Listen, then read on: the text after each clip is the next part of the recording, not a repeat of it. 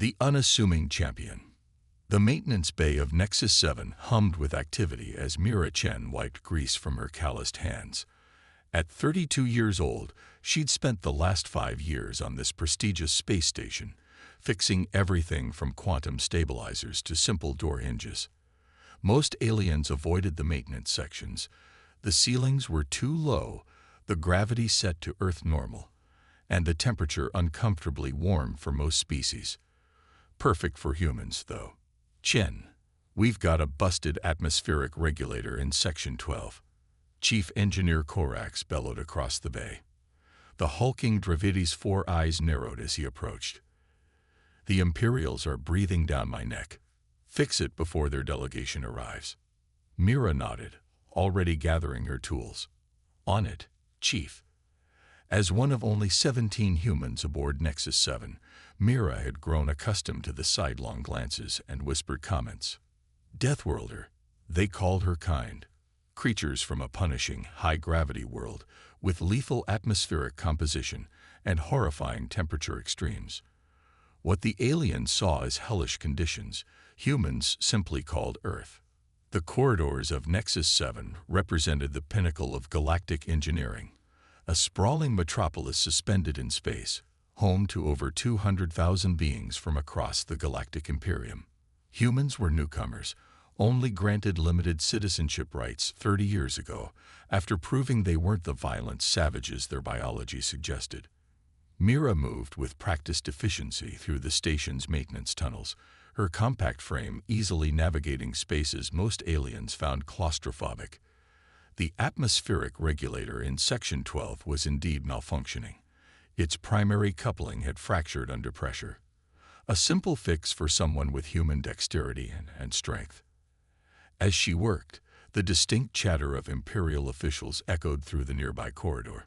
The annual Imperial Engineering Competition was beginning tomorrow, drawing the finest minds from across the galaxy. Mira had watched broadcasts of previous competitions from Earth, never imagining she'd be stationed on Nexus 7 during one. This coupling is completely shot, she muttered, extracting the damaged component. Needs a full replacement. Is there a problem? The voice, high, melodic, and clearly irritated, startled her. Turning, Mira found herself facing a Liraxi, their iridescent skin shimmering under the maintenance lights. Ambassador Zarel. Mira recognized the prominent diplomat immediately. The atmospheric regulator will be operational within the hour. The Liraxi's compound eyes studied her with undisguised distaste. You're human. Yes, Ambassador. Station maintenance crew. Curious. I wasn't aware they allowed your kind to work on critical systems. Zarel gestured to a complex-looking device hovering at their side. My stabilizer has malfunctioned as well. The competition begins tomorrow, and my entry requires it. Mira hesitated, torn between finishing her assigned task and helping the ambassador. Chief Korax would have her scrubbing waste processors for a month if she delayed the regulator repairs. I can take a quick look, she offered, once I've completed this repair. The ambassador's gill slits fluttered in what Mira recognized as impatience. Very well. 90 minutes later, with both the regulator and the ambassador's stabilizer repaired, Mira found herself unexpectedly invited to the competition's opening ceremony. The stabilizer, it turned out, contained proprietary technology that the ambassador's own engineers had failed to fix. Your solution was unconventional, Zarel admitted reluctantly. Perhaps you would find the competition enlightening. The Grand Hall of Nexus 7 dazzled with holographic displays and representatives from every corner of the Imperium. Species Mira had only seen in educational materials mingled with familiar races, all united by their dedication to engineering excellence. She felt distinctly out of place in her standard-issue maintenance jumpsuit, the station's logo emblazoned across her back. Welcome, distinguished guests, announced High Chancellor Vedrix, his crystalline body refracting light across the hall. This year's Imperial Engineering Competition promises unprecedented challenges and innovations. Mira found herself fascinated by the displays. Quantum computing interfaces, gravity manipulation devices, and molecular reconstruction tools. The technical sophistication represented here made Earth's most advanced technology seem primitive by comparison. "You appear lost, human," observed a tall, spin-bleak Cerivian, their voice buzzing through a translator. "The service entrances are on the lower levels." "Actually, I was invited by Ambassador Zorel," Mira replied evenly, having grown accustomed to such assumptions. "Indeed she was," confirmed the ambassador, approaching with a cohort of officials. "This human repaired my quantum stabilizer using nothing but basic tools and intuition." Murmurs rippled through the gathered aliens. A Galvadi scientist extended one of their tentacles toward Mira's tool belt. "You repaired a fifth-generation quantum stabilizer with mechanical tools." "Sometimes the simplest approach works best," Mira shrugged. "The problem wasn't with the quantum matrix, but with the physical housing. Metal expands differently at varying temperatures." The Galvadi's skin darkened with interest. "Fascinating. Perhaps the Deathworlder perspective offers unique insights." What happened next would later be attributed to a translation error, though Mira suspected otherwise. Ambassador Zorel gestured toward her while speaking to High Chancellor Vedrix, and suddenly her name appeared on the competition roster, listed as the ambassador's tonsured entrant. "There seems to be a mistake," Mira protested, but Zorel merely smiled with too many teeth. "No mistake. Consider it recognition for your service. The first round begins in 1 hour." Chief Korax was less than pleased when Mira called to explain her situation. "You what?" "Chen, you're a station mechanic, not some fancy engineer. These competitions involve theoretical physics and quantum mechanics." "I didn't ask for this," Mira hissed into her communicator, hiding in a quiet corner. "The ambassador registered me without asking. I can't refuse. It would cause a diplomatic incident." The Dravidi's sigh rumbled through the device. "Fine. Try not to embarrass humanity too badly. And you're still on shift tomorrow at 600, competition or not." The first challenge took place in a massive engineering bay. 50 competitors from across the galaxy stood before identical workstations, each containing what appeared to be a malfunctioning gravity modulator, technology far beyond Earth's capabilities. "You will diagnose and correct the malfunction," announced the judging panel. "You have 1 standard hour." Mira stared at the device, fighting rising panic. The other competitors immediately began interfacing with holographic diagnostic tools and quantum analyzers. She had neither the training nor the implants to use such technology. Taking a deep breath, she did the only thing she knew how: approach the problem like a mechanic. While others analyzed code and energy patterns, Mira carefully disassembled the physical housing of the device, examining each component with her fingers. Halfway through the allotted time, she discovered something odd: a tiny fracture in the gravitational focusing crystal, invisible to scanners but detectable to human touch. Working quickly, she realigned the crystal and reassembled the housing with careful precision. To her astonishment, her modulator hummed to life before any others, its diagnostic panel glowing green. The judges stared in disbelief. 3 more competitors completed the task before time expired, all using methods far more sophisticated than Mira's. 4 advancing to the second round, declared the head judge. Most unprecedented. The second challenge proved even more daunting, optimizing an alien propulsion system for maximum efficiency.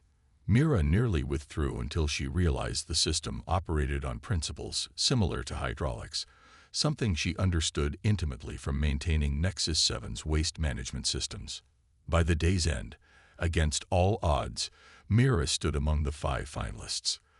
The galactic news feeds buzzed with the story: a human maintenance worker advancing through the Empire's most prestigious engineering competition, using primitive methods and brute force solutions. "This is becoming quite entertaining," Ambassador Zorel remarked, approaching Mira after the announcements. "Your species continues to surprise us." "Why did you enter me?" Mira asked bluntly. "Was it to make humans look foolish?" The ambassador's gill slits fluttered with what might have been amusement. Initially, perhaps, but now I find myself curious to see how far you might go. The final challenge tomorrow will test more than mere technical knowledge. That night, Mira couldn't sleep.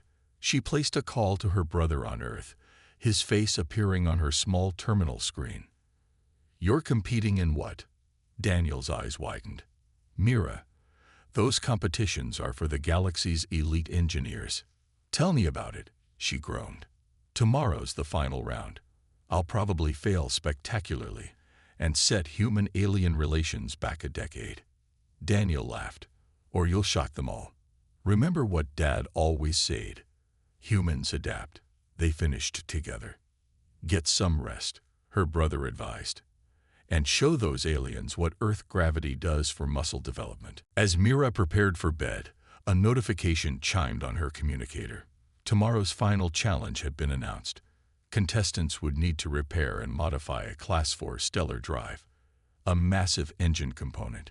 The message included the technical specifications, and Mira's heart sank. The component weighed nearly 200 kilograms. For the average galactic citizen from a low-gravity world, it would be impossibly heavy. For a human from Earth, challenging, but manageable. Perhaps, Mira thought as she drifted to sleep, being a Deathworlder might finally prove advantageous. Breaking barriers. Dawn aboard Nexus 7 was an artificial affair, the gradual brightening of corridor lights signaling the station's transition to day cycle. Mira awoke with a knot of anxiety in her stomach. The final challenge of the Imperial engineering competition loomed ahead, and with it the eyes of the entire Galactic Imperium. The competition arena had been reconfigured overnight. Where yesterday's challenges had taken place in separate workstations, today a single massive engine component dominated the center of the room. The Class 4 stellar drive's metallic surface gleamed under the spotlights, its intricate network of coolant lines and power conduits revealing its complexity. "Intimidating, isn't it?" remarked Talvik, a Norwegian engineer whose feathered crest rippled with excitement. The avian-descended alien stood nearly 2 meters tall, their slender frame belying remarkable intelligence. "I've only worked on simplified models before." Mira nodded, studying the massive component. "It's bigger than I expected." The specifications hadn't conveyed the sheer scale of the device. Nearly 3 meters long and weighing what Mira now estimated to be closer to 250 kilograms. The 5 finalists gathered before the judging panel as High Chancellor Vedrix explained the challenge. "This stellar drive has suffered catastrophic failure in 3 systems. Your task is to diagnose, repair, and optimize the engine for peak efficiency. As this is a team challenge in real-world conditions, you may collaborate if you wish." The twist surprised everyone. After days of competition, suddenly cooperation was an option. "Furthermore," continued the Chancellor, "the component must be physically repositioned for access to its secondary systems. Safety exoskeletons are available, though their use will deduct points from your final score." Mira glanced at her competitors. Besides Talvik, there was Jorik, a silicon-based helolite whose crystalline appendages specialized in precision work. Ambassador Zerel, whose personal entry into the competition had raised eyebrows, and Vex9, a cybernetically enhanced Praxian, whose implants allowed direct interface with technology. As the starting signal sounded, the 5 finalists approached the engine cautiously. The first challenge became immediately apparent. Accessing the drive's diagnostic port required moving the massive component onto its side. "We should use the exoskeletons," suggested Jorik, their crystalline form glittering anxiously. "This mass exceeds safe lifting parameters for all our species. Vex9's optical implants wear it as they calculated." Agreed. The mass-to-strength ratio makes manual repositioning inadvisable. Talvik and Jorik moved toward the exoskeletons, while Zerel interfaced with a diagnostic panel. Mira, however, circled the engine, examining its structure. Growing up in Earth's gravity had given humans a significant strength advantage over most galactic species. While not superhuman by Earth standards, Mira's physical capabilities far exceeded those of her competitors. "Wait," she called. "I see a more efficient approach." The others turned as Mira positioned herself at one end of the engine. With practiced movements, the same she used when repositioning station equipment, she planted her feet, bent her knees, and gripped two of the engine's lifting points. "Human, you cannot possibly." Vex-9 began. With a controlled exhale, Mira lifted. Muscles tensed, spine aligned in the techniques taught to all station maintenance workers for safe lifting. The engine component rose smoothly from its mounting. In one fluid motion, Mira pivoted and lowered the massive device onto its side, exposing the diagnostic port. Silence fell across the arena. The spectators, judges, and fellow competitors stared in stunned disbelief. What would have required mechanical assistance or coordinated effort from multiple aliens, Mira had accomplished alone. Deathworlder strength," whispered Jorik, crystalline appendages trembling slightly.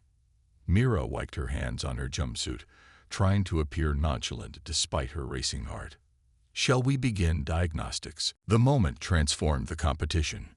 Suddenly, Mira's presence wasn't merely tolerated, it was valued. Each competitor brought unique abilities to the challenge. Vex-9's computational interface, Talvik's intuitive understanding of thermodynamics, Jorik's precision manipulation, and Zurel's theoretical knowledge. "The primary cooling system has ruptured," Vex-9 announced after accessing the diagnostic port, "and the quantum field generator is misaligned." Talvik's feathers fluttered in concentration. "The thermal regulation is completely offline. Without it, any repairs will fail when power is restored." "The quantum misalignment I can fix," offered Jorik, their crystalline limbs perfectly suited for the delicate adjustments required. Ambassador Zurel circled the component thoughtfully. "The theoretical solution is clear, but implementation will be challenging without specialized tools." "I might have something for that," Mira interjected, reaching for her toolkit.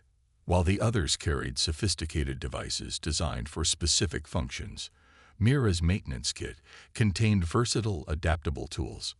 Working together, they tackled the engine's systems methodically. When specialized equipment failed to reach a damaged connection, Mira's smaller human hands proved invaluable. When theoretical calculations produced conflicting results, her practical experience offered alternative approaches. Why continue using mechanical tools when superior options exist? Vex-9 questioned, observing Mira manipulate a junction with a simple wrench. "Reliability," she explained, tightening the connection. "Advanced tools depend on power, calibration, and interface compatibility. Mechanical tools just need the right operator." 3 hours into the challenge, they faced a critical moment, restoring power to the repaired systems. According to all calculations, the quantum field would destabilize during initialization. "We need a bypass," Zurel declared. "The field requires precise modulation during startup." Jorik's crystalline form vibrated with concern. "No available component can handle the energy fluctuation." Mira studied the engine thoughtfully. "What about manual modulation? If someone physically adjusts the field harmonics during the power cycle?" Vex-9's optical implants flashed in alarm. "Impossible. The electromagnetic radiation would be harmful to organic tissue." "Not if the exposure is brief," Mira countered. "I can make the adjustment in under 3 seconds." Before anyone could object, she positioned herself by the access panel. "Start the power-up sequence on my mark." The others exchanged uncertain glances, but prepared the sequence. Mira removed her station communicator, using its metal back panel as a reflective surface to monitor the field harmonics. Now, as power surged through the system, Mira plunged her hand into the access port. With precise movements, she adjusted 3 sequential control rods, aligning them by feel rather than sight. Blue energy crackled around her arm, but she completed the adjustments before withdrawing. The engine hummed to life, its systems stabilizing as diagnostics reported optimal function. The quantum field, rather than destabilizing, settled into perfect alignment. Talvik stared at her in astonishment. That was, you could have been seriously injured. Mira flexed her fingers, showing no damage. Calculated risk. Earth's natural electromagnetic field is unusually strong. Humans have better tolerance than most species. The final phase required optimization, improving the engine's efficiency beyond original specifications. Here, the theoretical knowledge of her competitors proved invaluable. Zarel proposed revolutionary adjustments to the quantum field, while Vex-9 calculated precise tolerances. As the challenge concluded, the 5 competitors stood before their completed work.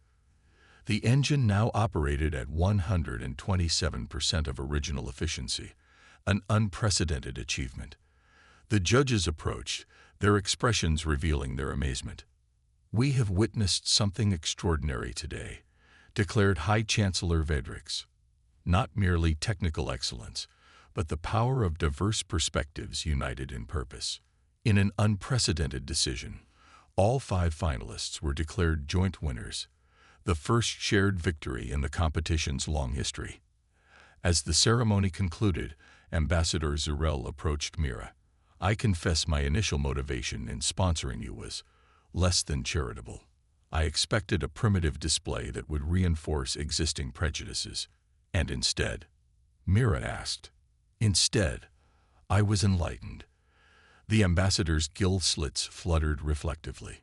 "Your species' physical capabilities are remarkable, yes, but more impressive is your adaptability, your willingness to approach problems from unexpected angles." Word of the competition's outcome spread rapidly throughout Nexus 7 and beyond. Footage of Mira's casual lifting of the massive engine component became the most viewed recording in the station's history.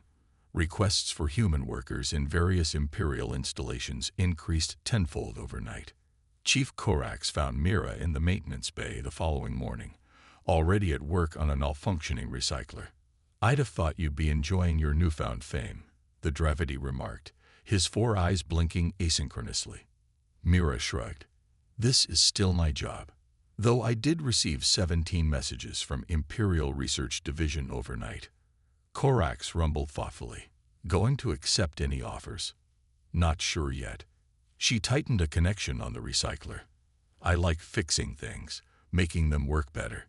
Whatever position lets me do that most effectively." "Well, while you decide." Korax handed her a datapad. "You've been officially requested for the Station Redesign Committee.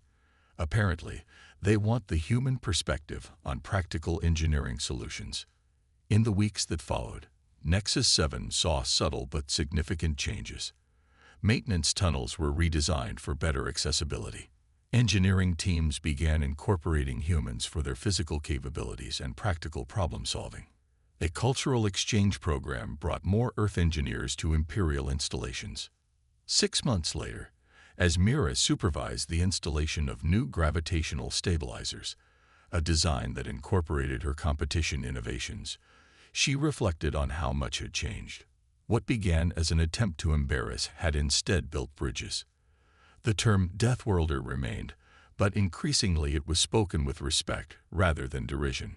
Ambassador Zarel, now a regular visitor to the maintenance sections, observed the installation with interest.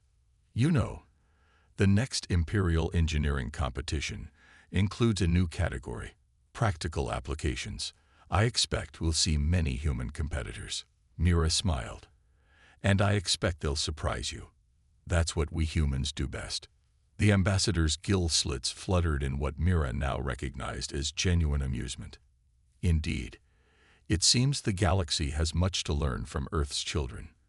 As new human arrivals adapted to life aboard Nexus 7, Mira often shared the advice that had guided her own journey. In a universe designed for others, sometimes being different is your greatest strength.